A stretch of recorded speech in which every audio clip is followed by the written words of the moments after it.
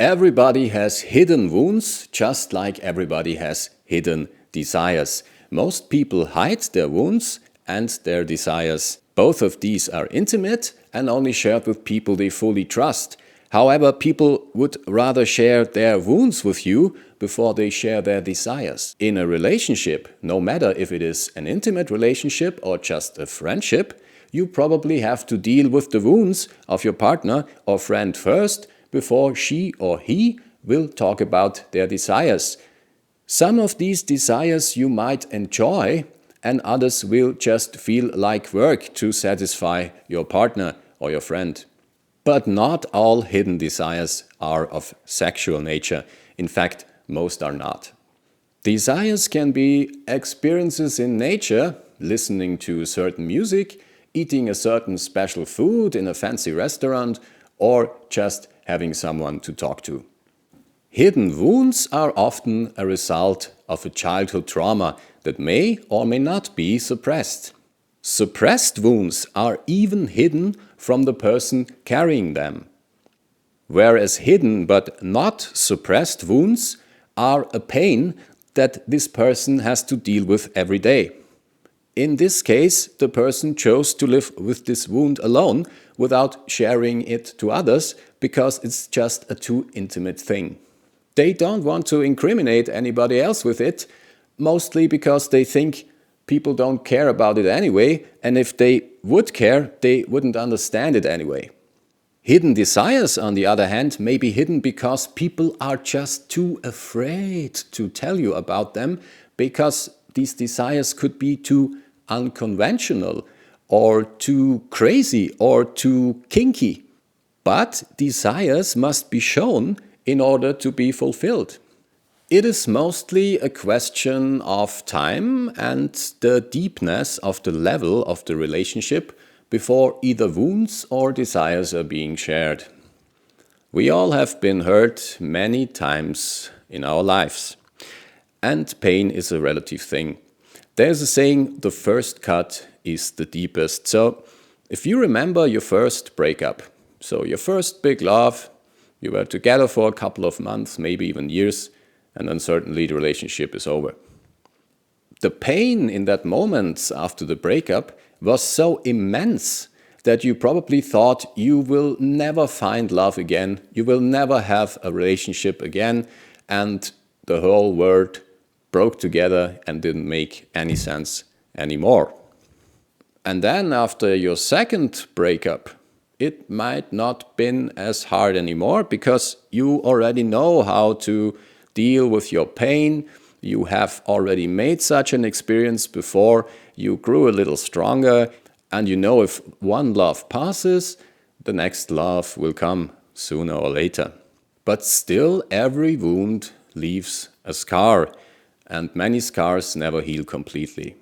So dealing with wounds becomes easier. But desires, on the other hand, they lose their excitement as well. Remember when you first did something you wanted to do for a very, very long time. For example, seeing your favorite band live.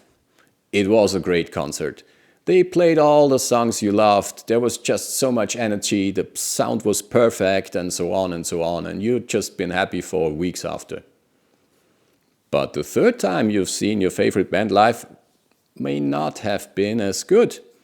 You already made the experience, they seemed to be a bit lame that day, also the concert was short and you missing some of your favorite songs, and actually the show sucked.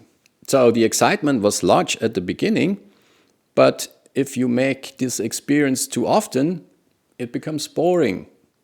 See, desires fade and they change, and as soon as one desire is fulfilled, another desire appears. And wounds?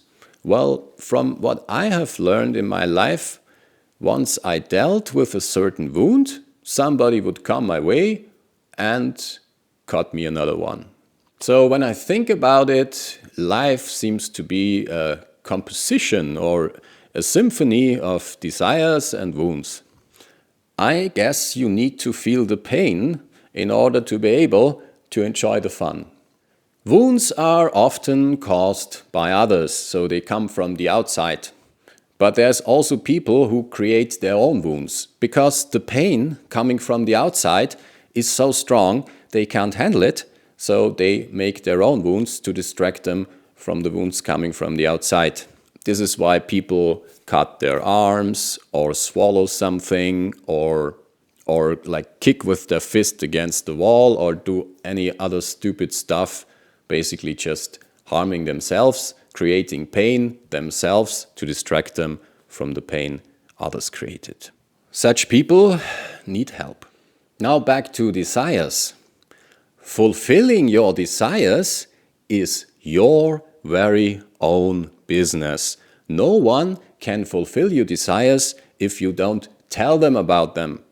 It is you who must do the work.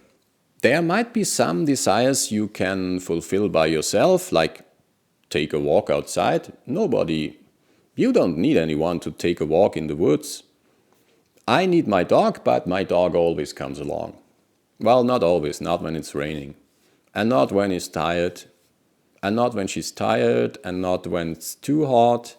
Well, but then I don't want to take a walk either. However, select the people you are with carefully and make sure to select friends and partners who can actually support you fulfilling your desires and who are also okay with your wounds.